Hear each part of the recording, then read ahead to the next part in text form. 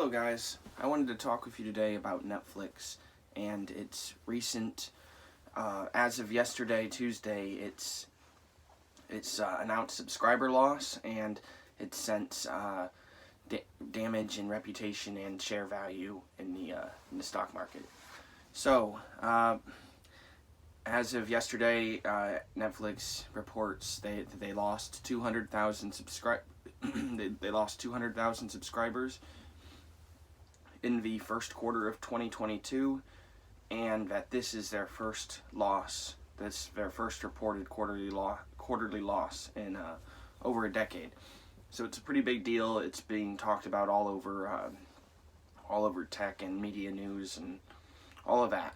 So Netflix currently has about 221.64 million. So over 220 million subscribers. I believe that still makes them the top dog in the race. Last I checked, Netflix was still on top as far as subscribers go. But it's important to also realize that the entire streaming platform industry is based on this quarterly subscriber growth and all of these, the metrics that Disney Plus or HBO Max or Amazon Prime or Hulu or any of them, they all use metrics based on Netflix and its success and what Netflix has done. So this damage to Netflix's reputation and their share value is rippling across the entire media ecosystem. But so what Netflix was experiencing across and this was an experience across the streaming platform industry was a COVID boost during the coronavirus, and when it was at its worst in 2020 and in 2021 as well. Netflix and all of these streaming platforms experienced quite a bit of growth, and that appears to be over now. This time where people were away from work or staying home and quarantining more, so they were subscribing to Netflix more and other streaming platforms more. That period seems to be over. But there are other factors such as the over 1 million accounts, the over 1 million Russian accounts that Netflix has suspended due to the ongoing Ukrainian conflict. So there's 1 million accounts right there, just the ones that they suspended in Russia. I know that in North America, that they've lost, I think they've lost at least 300,000 in North America, another 300,000 in Latin America, around 300,000 in Europe. They've gained 1 million subscribers in this quarter. In the Asia Pacific region, they gained subscribers, about the same amount as they lost due to these Russian accounts, and they base quite a bit of that on this Squid Game show, which I'm going to have to check out. I have not watched Squid Game, but apparently it's a big deal in the Asia Pacific. So, excuse me. So, this is accompanied with a variety of desperate measures and statements that Netflix has made that has only exacerbated this concern. So Netflix has announced that they will be providing they are planning an ad-based model. So Netflix is planning to join the team of the more corporate streaming platforms, the ones that have come after that have focused on ad-based streaming, like Hulu started out with their ad-based streaming revenue and all that. So Netflix is considering doing the same, which I think is a huge mistake. I think that's the one thing that sets Netflix apart is the no ads. If Netflix goes ads, I think it's a big mistake for Netflix to go ads. So Netflix says they might crack down on password sharing. So people share accounts with their family members, their friends. You know how it works. Who wants to spend the extra money? Why not pass your account around? Netflix used to be cool with it. In fact, they've even made a tweet in the past encouraging password sharing. Netflix is thinking about cracking down on that. Again, I think it'd be a big mistake. I think it would alienate their audience further. Their CFO has announced that they're going to be pulling back content spending. I don't know what the hell he was thinking saying that. That's a bad thing to say publicly.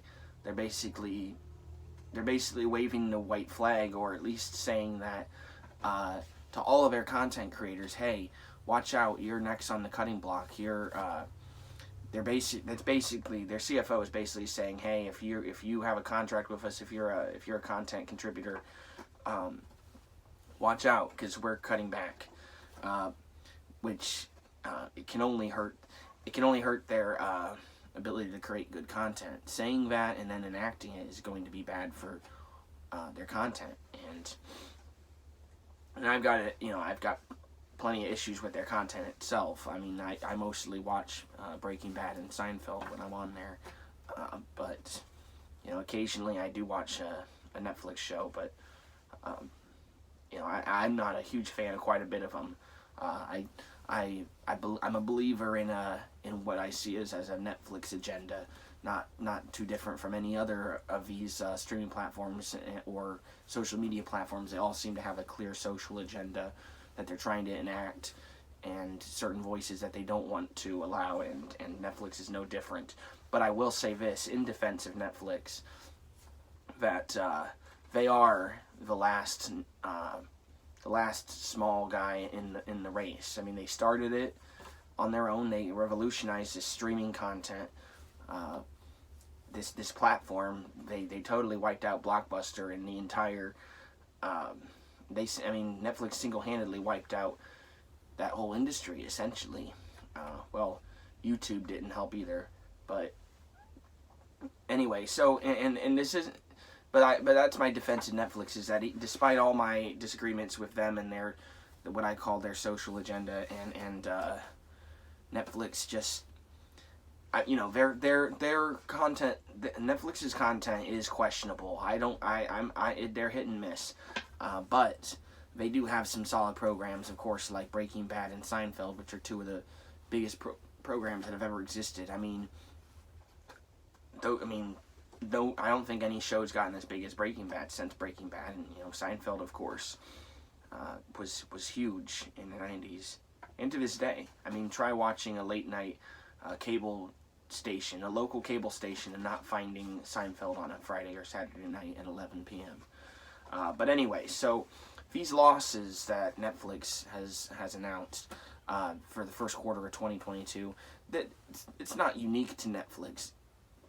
It's particularly concerning to Netflix, but Disney Plus, Hulu, Amazon Prime, HBO Max, all of these, many of these streaming platforms have also admitted to slowing subscriber growth. Maybe not subscriber loss, but a slowing of growth in this. I hesitate to say post-COVID time because there's still a lot of clouds in the air about everything that's going on. We don't know what's going to come next as far as that. But what I am seeing is that this is an industry-wide problem that they're experiencing after relaxing COVID regulations and stuff like that, is what they're blaming a lot of it on. But honestly, the entire industry stinks. I mean, the only one I subscribe to is Netflix, and primarily because they're, like I said, they're the last small dog in the race. It's either that or some arm of multi-conglomerates like Disney, Amazon, Time Warner, Apple.